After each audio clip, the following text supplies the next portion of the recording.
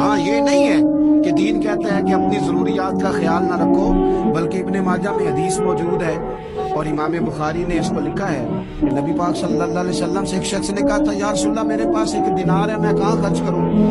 حضور نے خرچ کرنے کی ترتیب بتائی، فرمایا اسے اپنی ذات پر خرچ کر۔ عرض کی یا رسول اللہ صلی اللہ علیہ وسلم اگر میرے پاس ایک اور دینار بھی ہو، فرمایا اسے اپنی بیوی پر خرچ کر۔ کہ یا رسول اللہ اگر ایک اور دینار بھی ہو، فرمایا اپنی اولاد پر خرچ کر۔